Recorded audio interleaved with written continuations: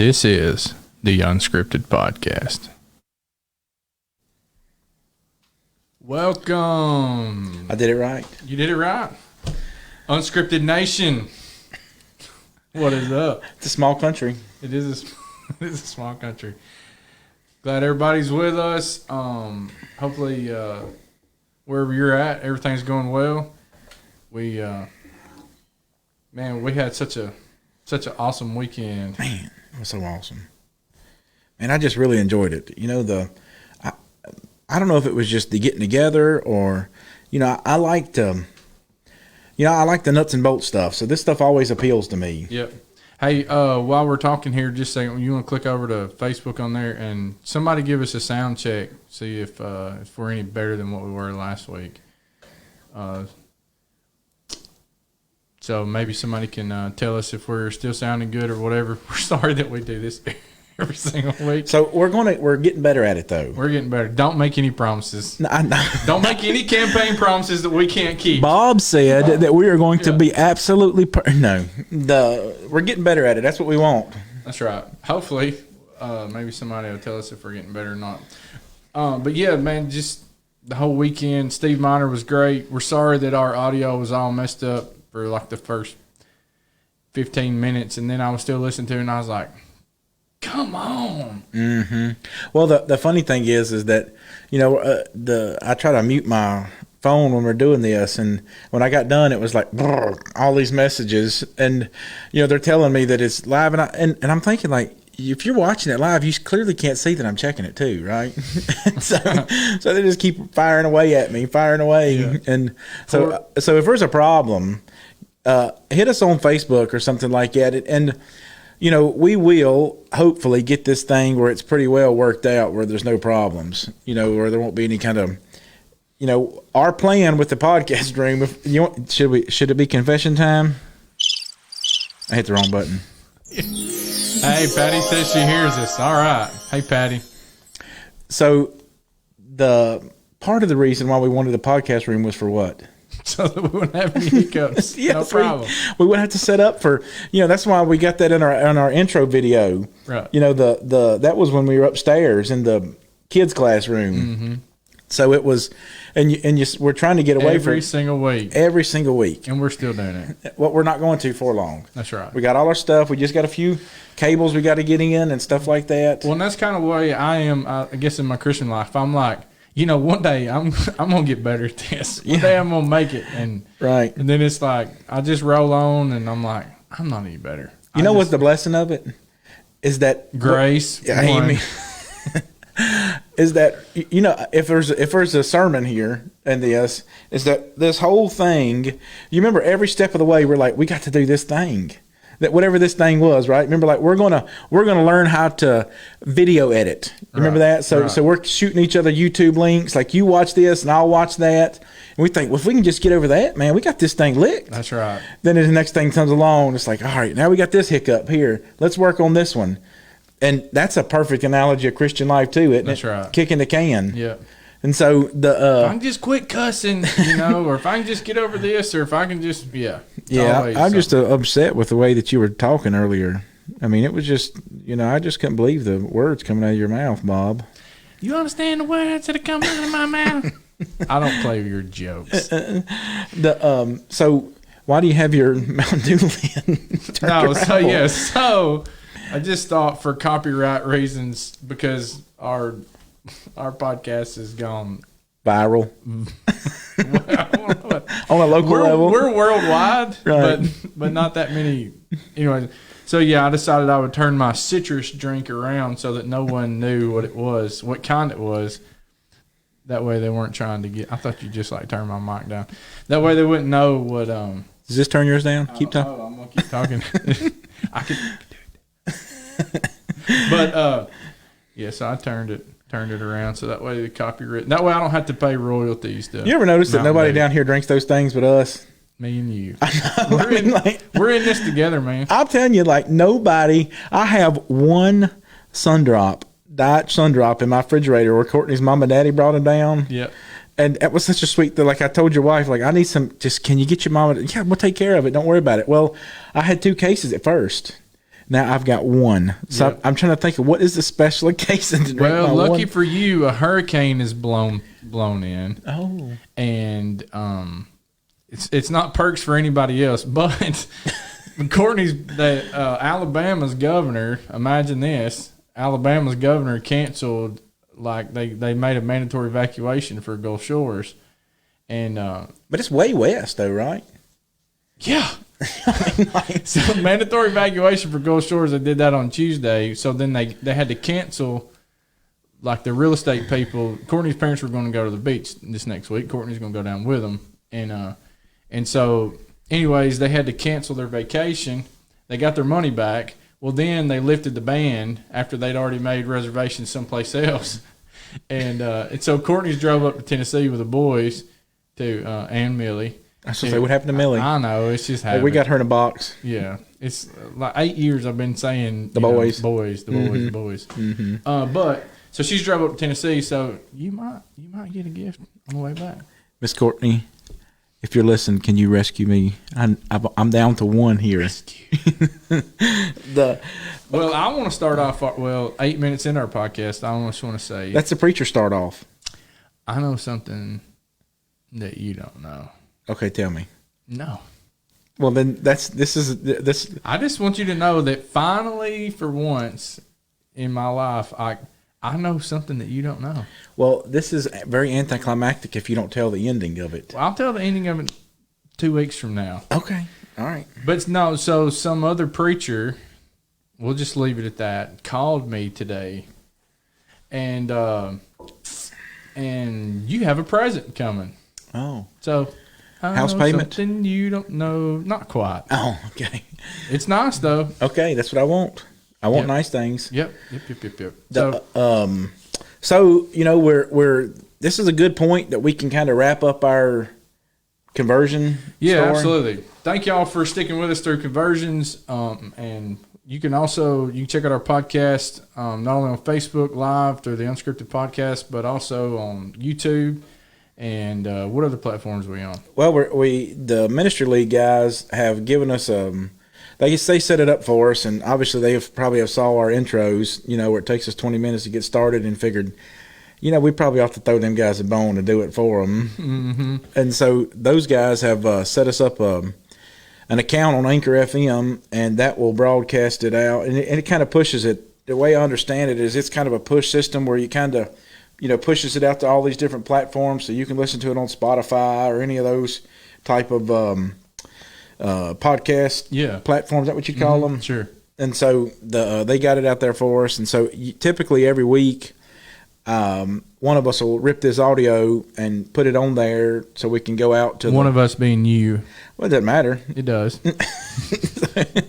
Are you saying that because you want me to have I'm the credit, saying that or are you because- saying that because you just want to make sure that if it doesn't get there, everybody knows that it wasn't we? No. I want you to get the credit, and I want everybody to know that I don't know how. It's simple, but I think it's hard. I had to get Caleb to help me do it too. Yeah. And so, but you know, it's out there. So hey, we want you guys to check us out. We're wrapping up our conversion series this week, and we'll start rolling into the next one.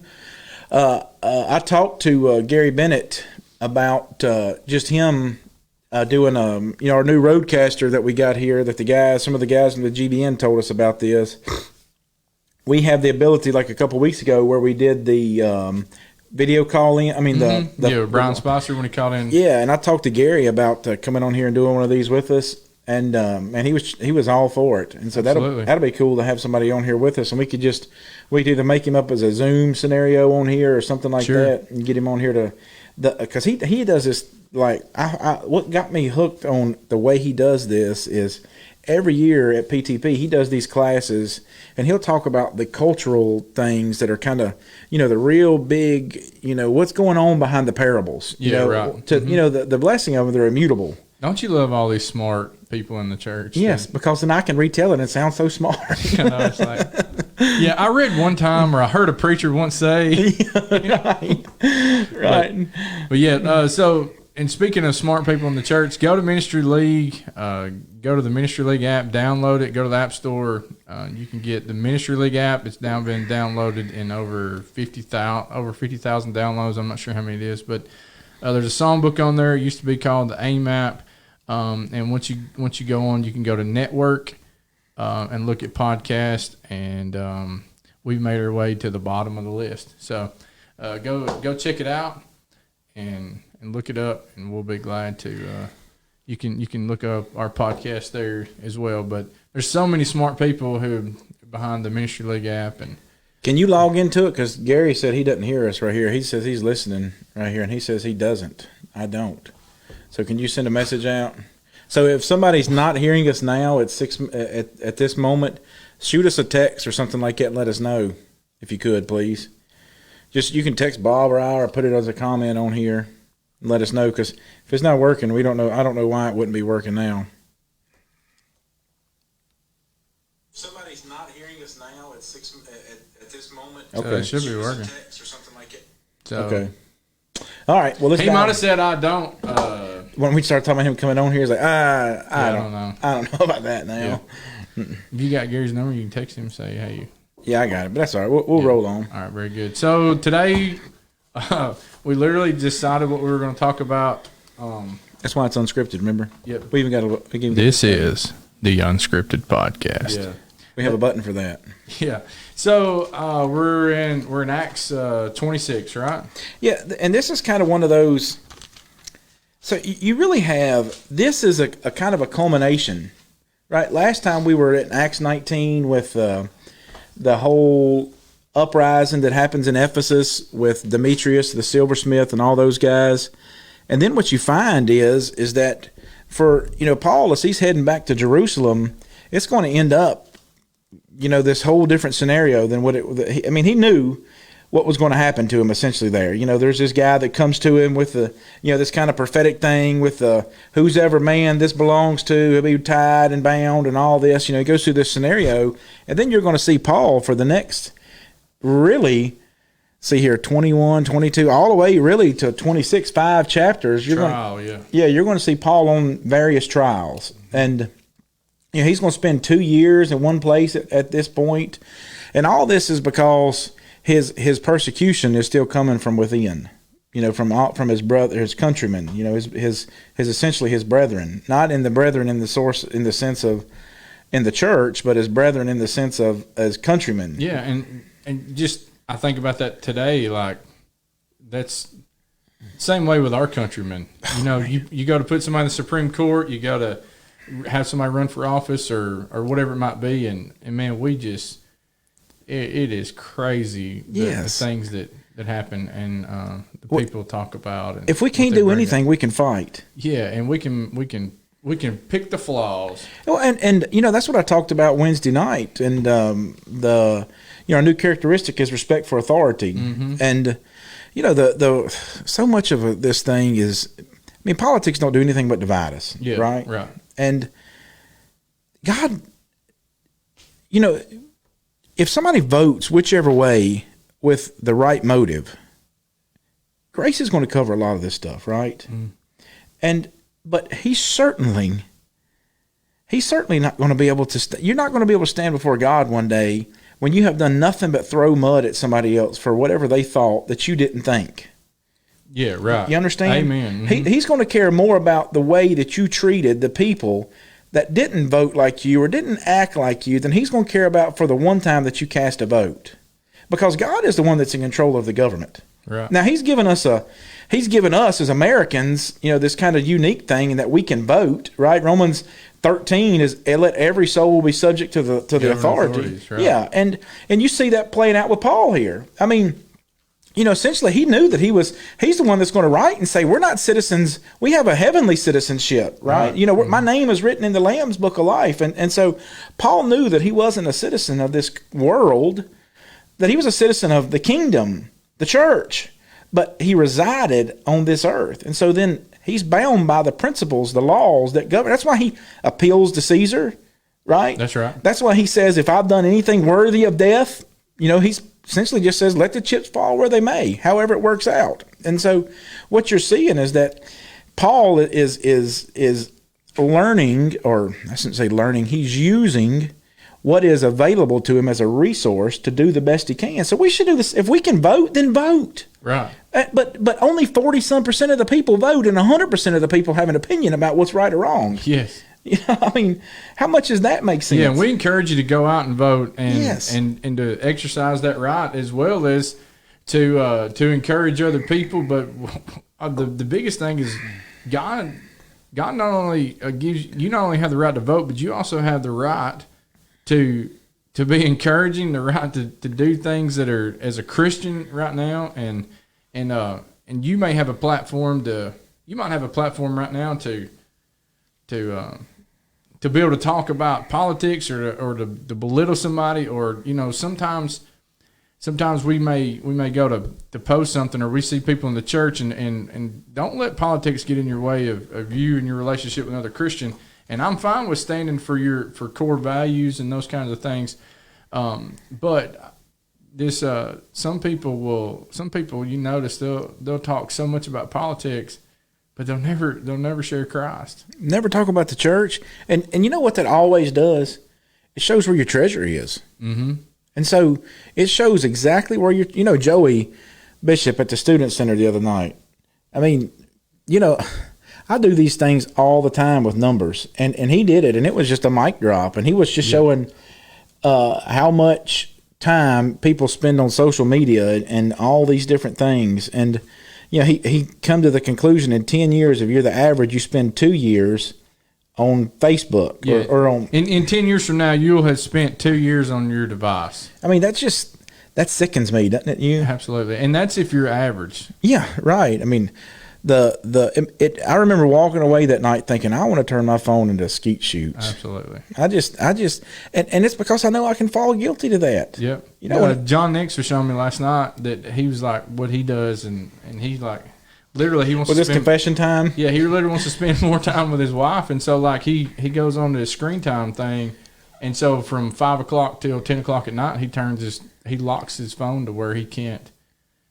And then if he wants to like go in there and still be able to log into social media stuff or whatever, he can make a password to where somebody else has that password, and they make it up to where he's got to figure out how to get in. It's just an accountability thing. It's just these things draw us in. All this stuff. I mean, no matter what do you remember? Like the first couple weeks, I promise you we're going to get to this in a minute. Yeah.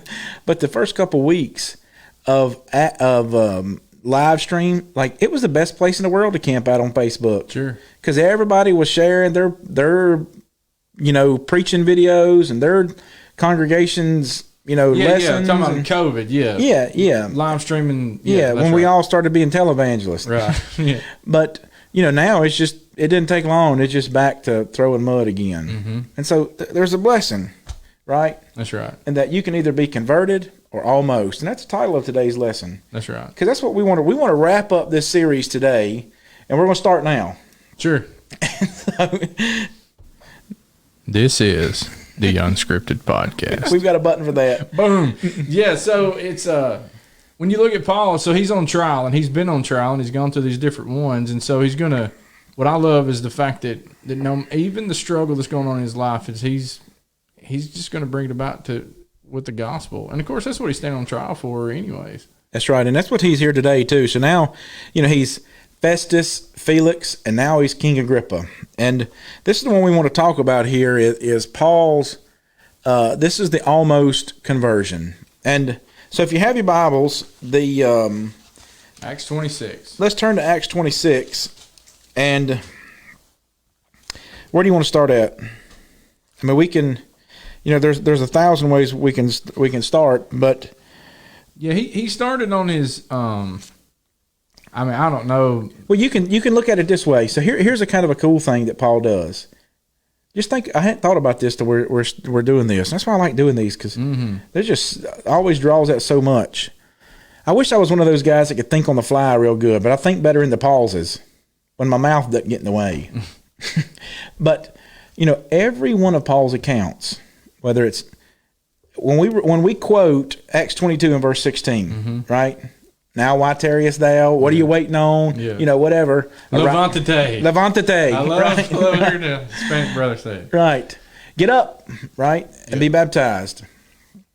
Well, that's what Paul recounting one of his conversion stories. Yeah. Acts, so Festus, Felix, and then Agrippa, each one of those times they get to hear it. And so Paul's defense is not what he's done, but what Jesus did for him. That's right. So the best defense that any Christian can make is not what you've done, because I hear guys, I'm gonna be careful about this, but I want to be real about it, okay? I hear guys talking about the things that they used to do, the person they used to be. Do you hear them guys tell those stories? Mm-hmm. And I've been one at times. And there's a difference in telling those stories to be able to sympathize with somebody or to make somebody understand that, like, I get it, right? Somebody's had a drinking problem, a drug problem, gambling, whatever the case, whatever addiction, whatever hurdles, challenges, it's easier to sympathize with somebody.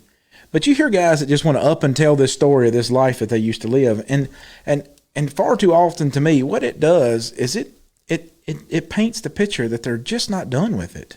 Yeah, they really, if it was okay, they would like to go back to doing that again. Yeah, and so I've got an old man, but I don't want to celebrate him.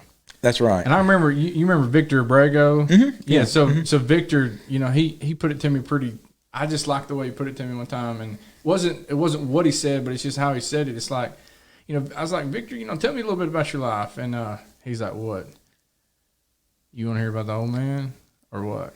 And so I was like, well, I've heard, I said, how long you been a Christian? He's like, a year and a half. And then I was like, well, what made you Christianity? And then I think that's about the point when he's like, so I don't really like talking about him, but if you want to hear about the old man, I'll tell you about him. Mm-hmm. And so don't celebrate the old man, but certainly every one of us has got one. It's okay to look back, but don't look back with longing eyes. Amen. And that's where the problem comes in. So that's not what Paul's doing. Each one of these accounts, he tells them, listen, I'm on trial. Let's look at verse 1. Mm-hmm. So King Agrippa, he gives Paul the reins. He's like, all right, Paul, give me your spiel. Paul stretched out his hand and answered for himself and said, I think myself what? Happy, King Agrippa, because today I shall answer for myself before you concerning all the things which I am accused by the Jews, and especially because you're an expert in all customs and questions which, what does he say? Which have to do with the Jews. Therefore, I beg you to hear me patiently. So he's speaking to somebody that knows. Mm-hmm. It wasn't that he was unknown. I mean, especially if you're a king in the Roman Empire, and you got this really unique group of people, the Jews, that have they've got some bias on some things that the other people hadn't got. They got to remain monotheistic. They got their temple. They got all these things that nobody said. They're going to pay a pretty close eye on these guys because they're very wagon circlers. They're very nationalistic. They're very proud as a people. I mean, we see this all through the Gospels and manifests itself in different ways. And so Paul says, listen, I'm going to talk to you, and I'm going to talk to you about the things that you know.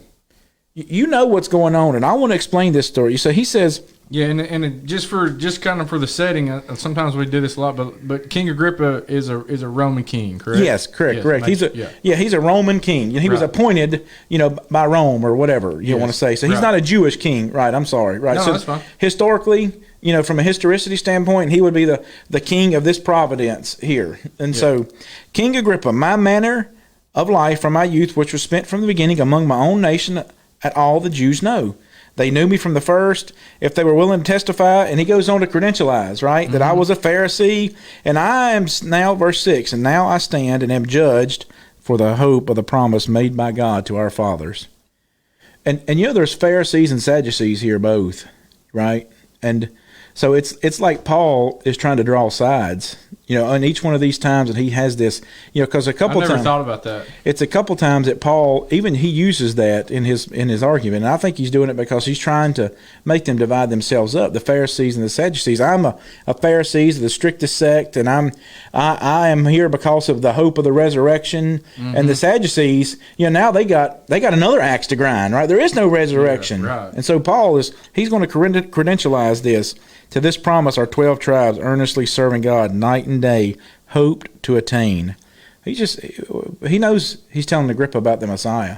Yeah, and he's going all the way back, and it's like this is not some new thing that's happened. That's right. You know, this has been something that's gone on from history, and he goes all the way back to the 12 tribes. That's right. Yeah. And that's why he says in verse 8, why should it be thought incredible by you that God raises the dead? Yeah, he was the God who parted the seas. You know, that's right. God's been doing this all along. The whole time. I mean, people. I was reading a debate between two brothers in the church this week. It was not a nasty one, but it was just a debate of whether or not the children of Israel crossed on dry ground because the Egyptians crossed on muddy ground, right? And so I was listening to them debate the Hebrew dialect of it and what it could have meant there, right? I know that's a really dry reading, but you just think about when you're debating this thing, it's because you're debating how little of details God can do.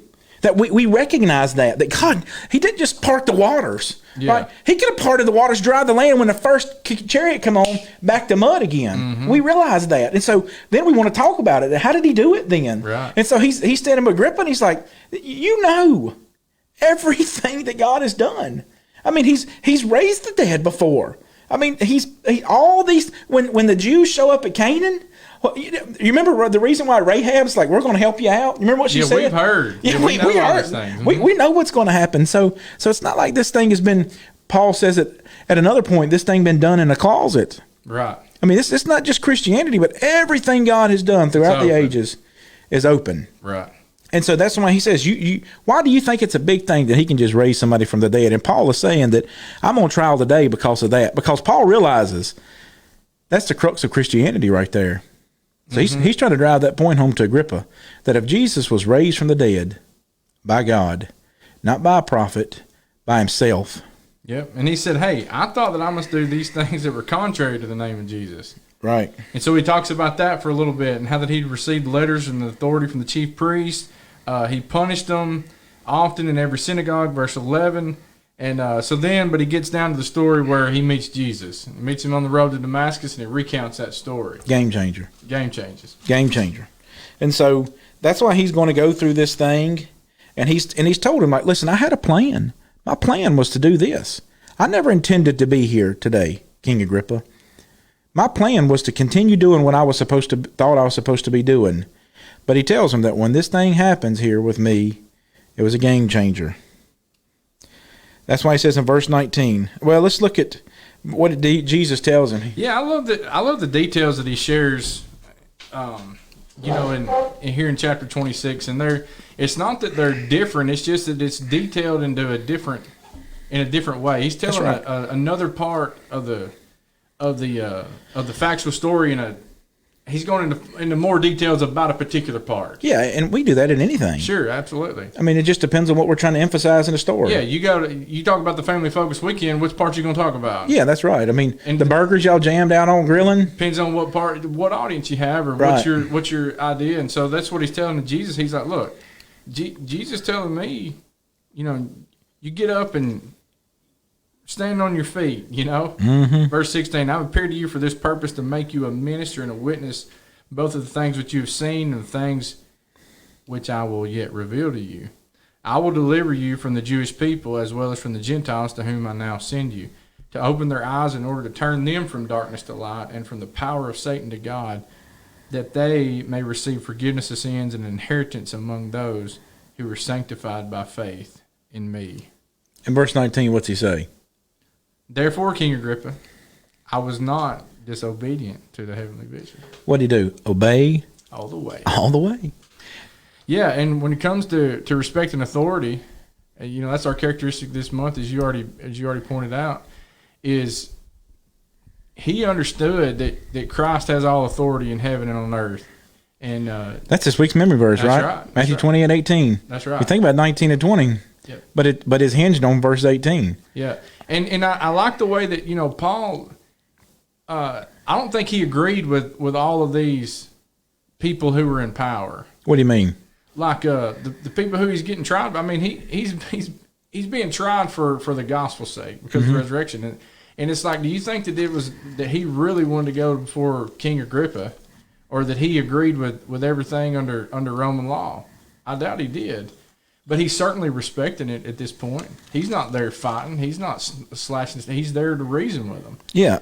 But one thing to think about is he's respecting their authority as it's authority from God. And sometimes we think, well, I'm not going to respect the authority that's been given to me, because I disagree with this politician or I disagree with this party or whatever it may be. But I think about, we never know what God may be doing. And I'm reminded of Romans chapter 9 when Paul said, hey, God raised up Pharaoh.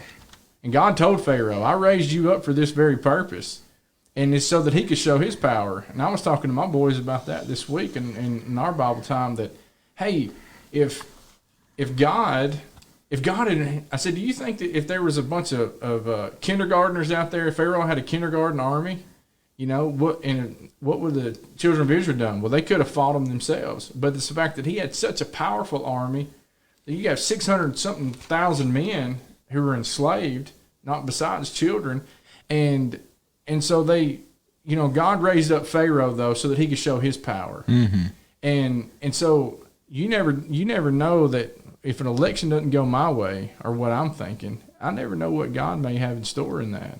That's right. And so I just want to be obedient. I just want to respect that authority regardless.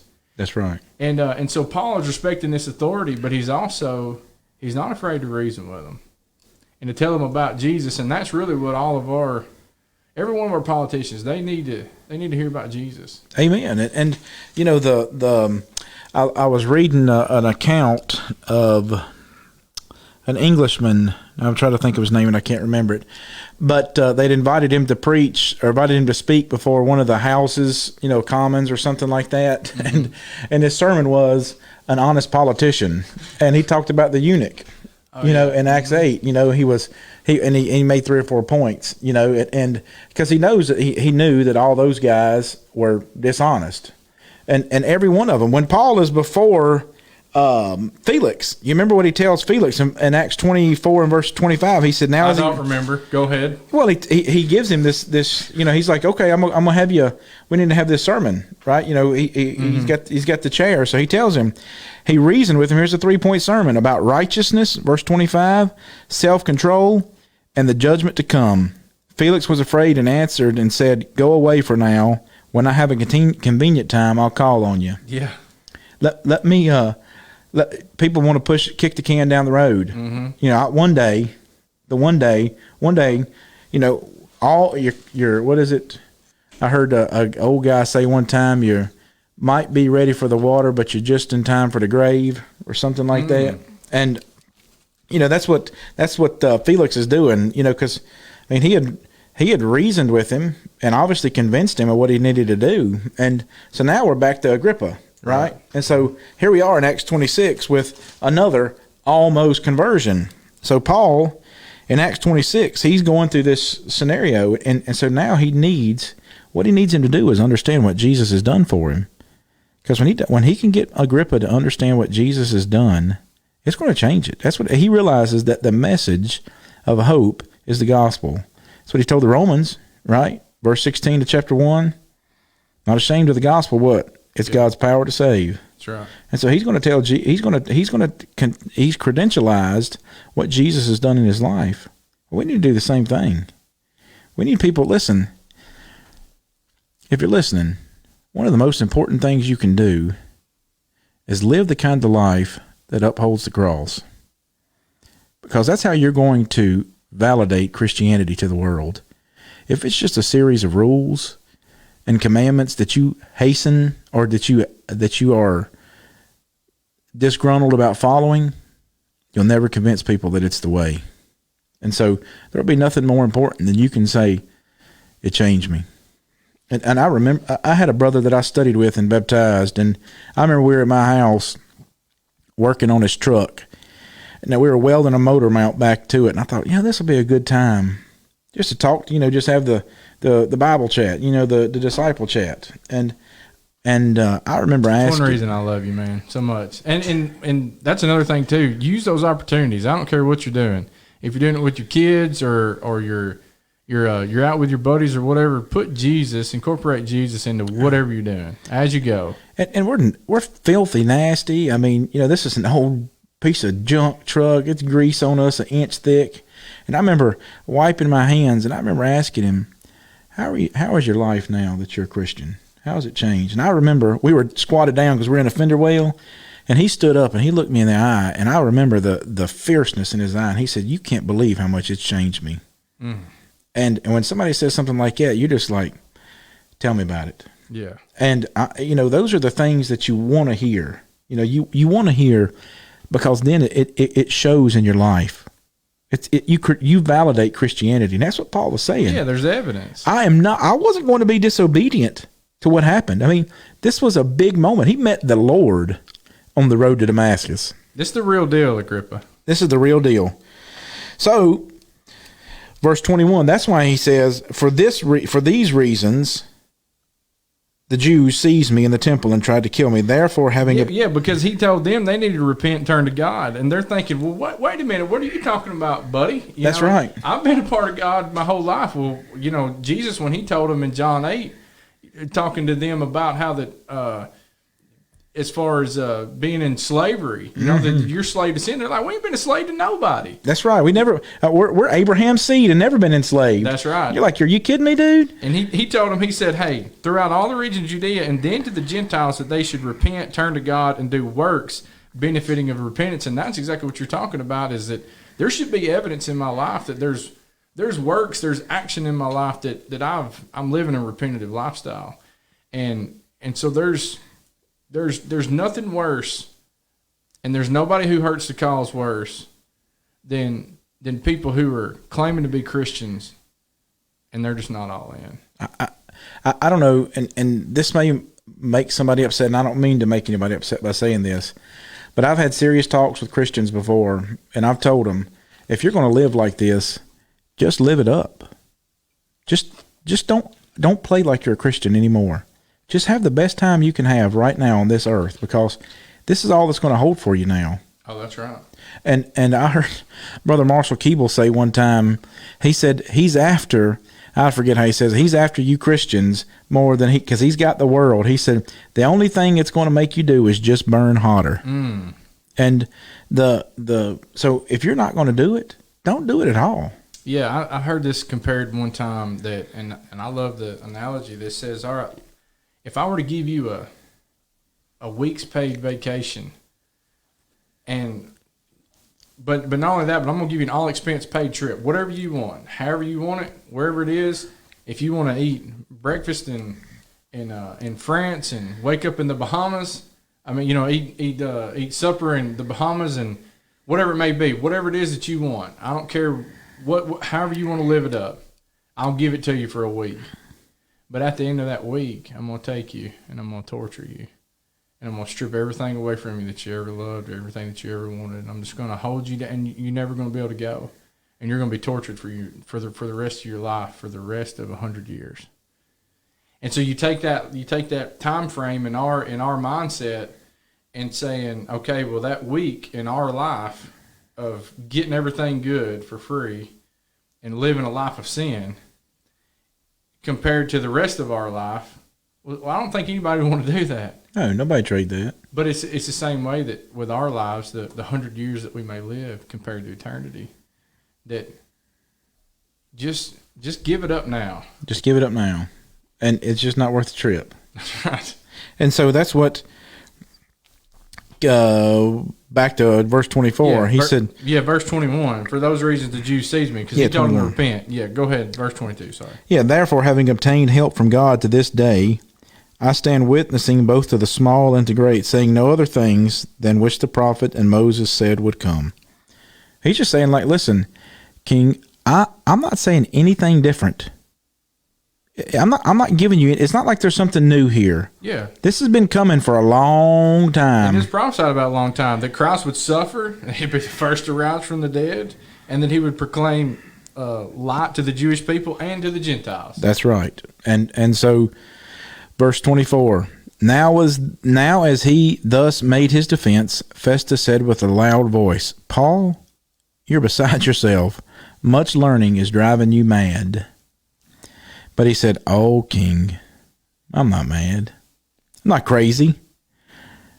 But most noble Festus, I speak the words of truth and reason. You know, that's why in 1 Corinthians 1:21 he said, God chose the foolishness of preaching. It's going to be a foolishness to the Greek and a stumbling block to the Jews. Right.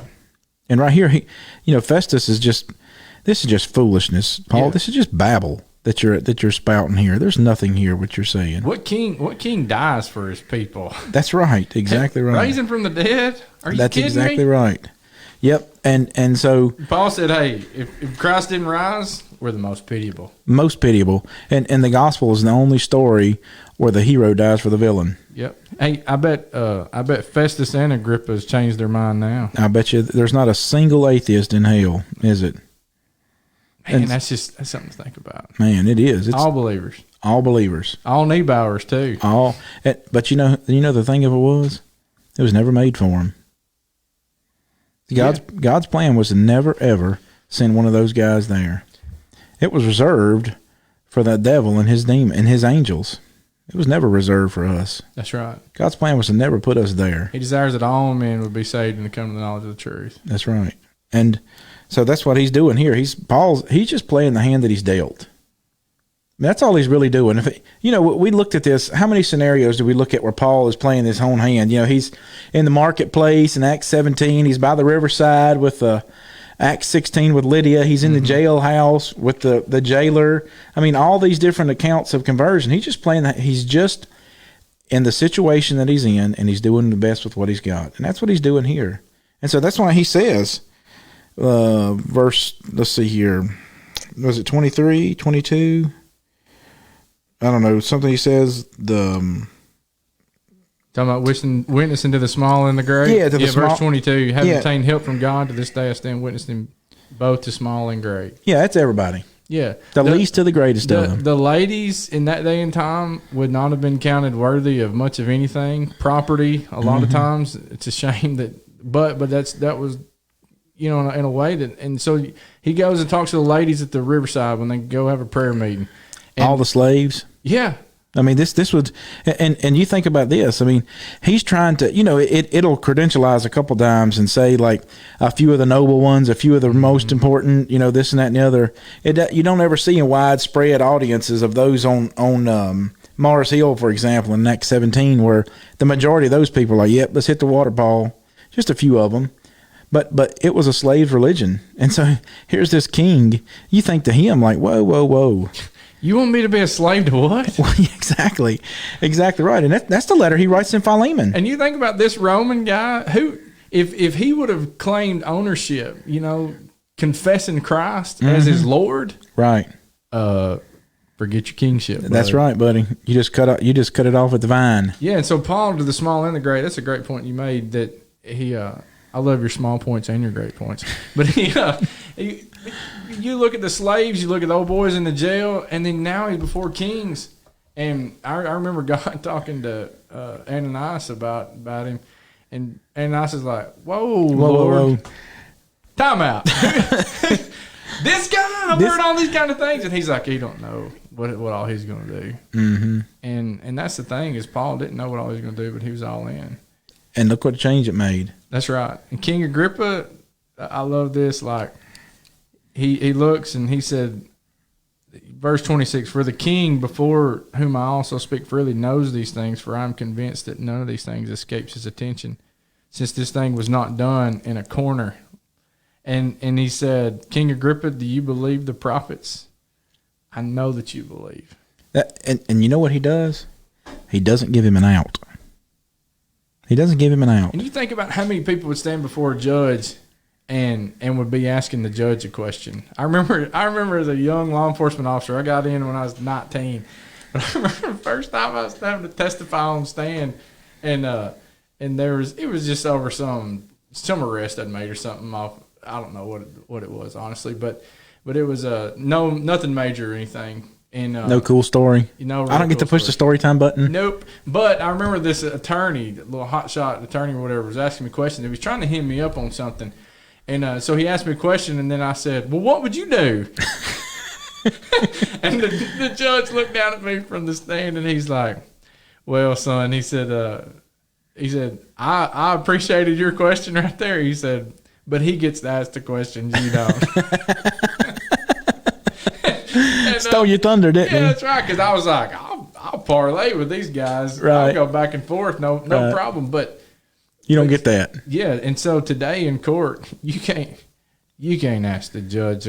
You can't do like what Paul did. But also like, I would have the guts to say it to an attorney who's questioning me. But that judge up behind the podium, I mean, yes, sir. I had this one morning before Ryan got here. I was going to the church building to early for something. Talking about before Ryan was born. Before Ryan was born. Yeah, for Ryan was born. So it was Liam or Aiden was I don't remember the age they were, but they were still in the little 5-point harness seat. I remember that. Yeah. And so we would divide and conquer. I'd take two, and Jessica would take. I'd take one, and Jessica would take one if we're going to do something like that. Yeah, so I'm man-to-man defense. That's right. So no zone. Now you're in a zone coverage. I know it. And so I'm rolling to the church building. Well, this guy, we're coming up the main road, and he pulls out behind me, and there's this little kid in this little yellow car passes by me. Right. So this cop pulls out, hits his blue lights, and I just move over. Because, this kid's flying, right? And I'm like, well, he's going to get that guy. So he throws his blue lights on. He comes up behind me. So I ease over so he can get him. Well, he keeps on following me. So I pull into this parking lot. And this cop gets out. He's like 20. He's you at 19, right? Yeah. And he gets out of the car, walks up to the window, and he says, you know how fast you're going? And I was, well, maybe 35, 37. I don't know. Something like that. He's like, no. I got you going 53 in the 35, and I was like, no. He clocked the wrong dude. I was like, no, you probably thought that. I said, but I'm in my minivan with my Sunday go to meeting clothes on, and one of my kids strapped in the back, and he thinks I'm the one, not the little guy with his bugs. The car was so yellow. I'm sure the bugs followed it at night. I remember that. It was just a bright yellow car. Have one of them big old tailpipes on yes, it? One of them yes. Fast and Furious cars? So I get to the judge. And I'm thinking, because when he does that, he gives me the ticket. Can't convince him otherwise, right? So he gives me the ticket. And so I'm like, well, I'm going to just go to the judge and plead my case. We make mistakes. Everybody makes mistakes. I go to the judge, and automatically, he's like, how do you plead? And I'm like, he's ready to smack the gavel. He's already made up his mind. I'm just going to plead guilty. And I'm like, not guilty. And he's like, what do you mean not guilty? And he said, well, let me hear your defense then. So he asked the officer, what happened? You calibrate your radar before and that, the spiel they go through, right? I always wonder how they validate that. Yeah, you have calibration things. Does it have a time stamp or something so I can see that he did that? Like, how do I know that he calibrated it before? You had to go off his word. Well, he didn't take my word. So he looks at me and he says, now the guy in front of me, he had got mad at and gave him 10 days in jail because he kept goading this guy along. And this guy finally mouthed off to him and gave him 10 days in jail. Well, this judge is mic'd out through the audience. You can't hear what the guy up front saying, but you can hear the judge. So and I'm like, this guy is being a dog to this cat. And so, anyways, he finally mouths off, and I hear him say, there you go. How about 10 days for contempt? Smacks the gavel, right? Yeah. So I'm thinking, man, this guy. Don't do that. Yeah, right. So I get up there, and he's like, well, tell me what happened? I was like, well, I told him same story I told you. And he said, he looked at me and he turned his gavel around where the little handle part, he was holding the head of it, I reckon, the hammerhead part. And I said, listen, Your Honor, I said, I'm not saying that he doesn't know how to do his job or any of those things. And I mean, no disrespect, but this is just a case where he just made a mistake. And he takes the point of the handle of the gavel and points it at me. And he says, our officers don't make mistakes. And I said, with all due respect, Your Honor, I work in an industry where for 50 years we've been trying to eliminate human error, and you just can't. Anytime you have people, you're going to have mistakes. And I said, I make them, but I'm not saying that. What I'm saying is at this moment I didn't. And he said, boy, we have it idiot proofed. He said, you can say what you want, but our officers do not do that wrong. And I thought, man, oh man. And then you ain't got no chance. So then I flew hot, and I thought, oh, I better not, because he's going to go with me. I'm not going to spend 10 days in the clink. Maybe I'll have that other guy. We can swap war stories, right? Yeah. But he says, you got something you want to say? And I'm thinking, And I said, "No, sir, Your Honor. Have a good day." Paid my ticket and walked out, right? That next week, I worked with that boy's mama. They were serving a warrant on some guys in town. This guy lit rabbits on them. He runs. So he goes to take out, he thinks he's off duty, so he's going to go help him out, right? You know, he's a action guy. You worked with the officer's mama? With his mama. Okay. And so I heard this story because I heard, you'll hear it in a minute. Okay. But so this guy is an off-duty police officer. He shows up. He hears, I reckon he's listening to a scanner or something like that. They're chasing somebody. He shows up. He fits the guy's description. Has got the same clothes on that the guy had that rabbited. And he comes out with his firearm, right? Starts chasing this guy. One of the other officers see him. It's nighttime. Oh, no. He's got his firearm, right? When the other officer hollers stop, he turns around with his firearm. Guess what happens? Got shot. Shot him. Now, it glanced off his ribs. You know, the Praise God for a bad shooter. Yeah, man. Or a twig, because it was in the woods, whatever happened. But, you know, his mama was telling the story about it, and because then I found out that it was him that did it, and I looked at the picture. It was the same guy that pulled me over. And I remember thinking, you know, I ought to send this newspaper article to the judge. You know, Somebody making a mistake. Yeah, somebody making a mistake. Perfect. Yeah, or either I just wanted to send a letter. Like, either we got one of two things: either you're a liar or you're wrong. But that wouldn't have done any good at all. No, would it? But I sure wanted to. Yeah. And so, you know, Paul, you know what he's going to do here is he's got all these evidences. He says, Agrippa, you know what God's done. You know the prophets. So is it a big thing to think that God could do this one thing with Jesus?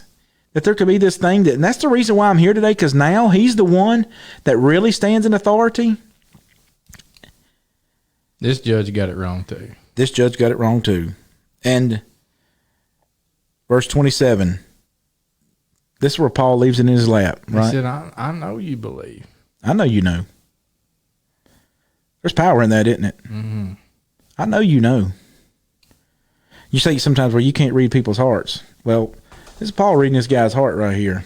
And I'm not talking about reading somebody's heart and you know, their good or bad, their intentions or whatever, but Paul starts his argument out based on the fact that he knows that Agrippa knows exactly, for whatever reason, Agrippa must have been known to be known these things as a you know, understood the Jewish culturally or whatever. Yeah. But he tells him, I know you know what's going on here. And look what he tells him. Verse 28. Paul, you almost persuade me to become a Christian. So here's the thing, Bob. If Paul told Agrippa that I know you believe, is belief enough? Mm. Because if all you got to do is believe, Agrippa saved. That's right. And no, that's not all you got to do. I mean, and James even said that, you know, that you believe in God, you do well. Even the demons do that. That's right. They believe and tremble. That's right. And so that's why he tells him, you almost persuade me to become a Christian. There's no record historically that Agrippa would ever obey the gospel. I'm not saying that he didn't. I don't know. Yeah, and it could be that, I mean, this is even though Agrippa, and I look at all the people who might have tried to persuade somebody, all the people who've been involved in evangelism and everybody who's, I mean, me and you've talked countless stories of people who not obeyed the gospel that we talked to and cried over them, all those kinds of things. But, yeah, you know, Agrippa, even though he didn't become a Christian, this right here, his story can still encourage somebody. Absolutely. Encourage somebody else to go, okay, this guy didn't, but what about me? Mm-hmm. And I don't want to be one of those almost guys. And that's one thing that, you know, I love Sharper Than Iron with you, and I love having other Christians as people who help hold me accountable. But I think about, man, that statement you just pointed out, that do you believe the prophets? I know that you do believe. You almost persuade me to become a Christian. He still wasn't there. I mean, so belief just ain't good enough. No. And I know that's not the proper grammatical, way to say that, but the only thing it does is get you knowing what's coming when you die. That's right, and it's proof that biblical faith is not just intellectual thought, because according to Paul, he's saying, Agrippa, I know you've had this intellectual thought. I know you believe, but that's not faith. Faith is not just believing. Faith is a trusting to the point there's going to be action. That's right. By faith, Noah, being right. divinely warned of the things not seen, he moved with godly fear. All these, you go to Hebrews 11, all these action words of these people of faith, and that's the way we should be. And so if King Agrippa truly lived by faith, there would be a different result right here. That's right. You know what he'd have been doing? It would have been almost. That's right. He'd have been piling out that chair he was sitting in, looking for the closest fountain or bath or horse trough or whatever. And you think about how many people he could have converted just because that he's a king and he'd take a stand that day. Man, that's why we like the stories of our young ladies that decide they're not going to wear some kind of do some kind of homecoming thing that would go against what God would have them to do, right. or dress a certain way, or these guys that are sports figures or something like that. They say, no, I'm not going to do that. Yeah, huge sports figures like Russell Wilson. He's a Super Bowl champion, virgin. That's right. And so he saved himself for marriage. That's right. Imagine how many times he was ridiculed in the locker room. That's right. And so you just got to understand that, that's why Paul said, yea, and to all them that will live godly in Christ Jesus, to Timothy, will suffer persecution. I mean, when we're preaching tolerance, what they really want you to do is tolerate what they're saying, not what you're saying. When Tebow put, his little Philippians 4:13 or John 3:16 or whatever under his eye makeup, he said, you can't do that.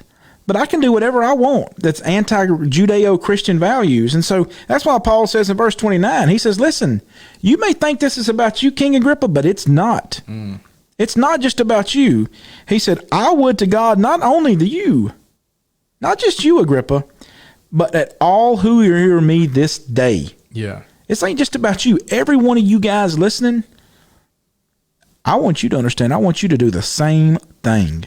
And that's what's cool is not only did they hear it, but we're hearing it today. Amen. And he says, I want you to might become both almost and altogether, almost persuaded, almost as lost, such as I am, except for these chains.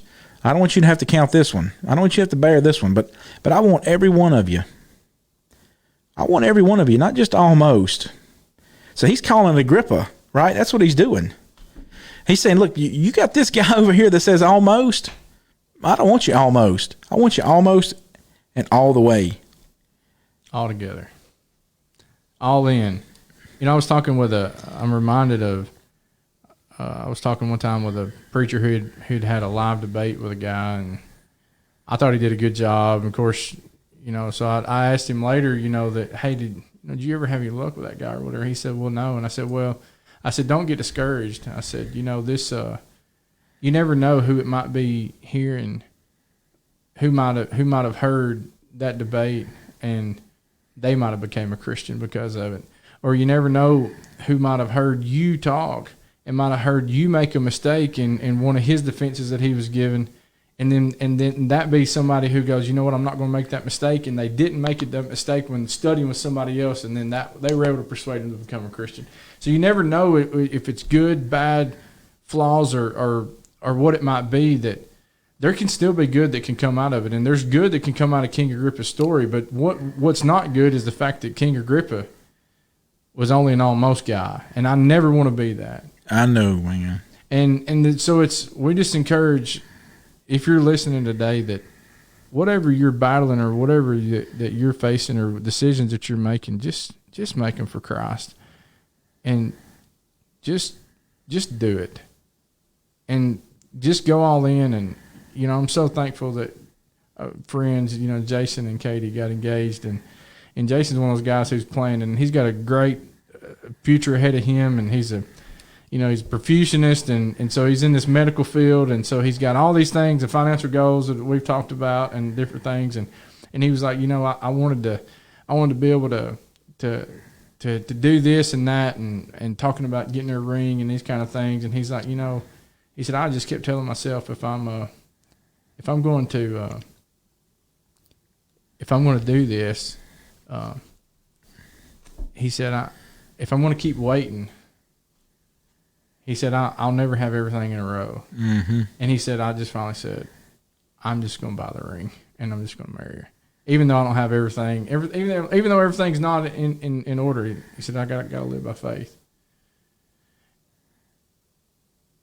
You almost persuaded me. Almost, but lost. You know what I just noticed? What? You didn't hit the record button either on the roadcast or okay, on we're the ready to thing go. today. We're going to stop now. So here we go. Y'all have a good day. Love you. Love you, Ty.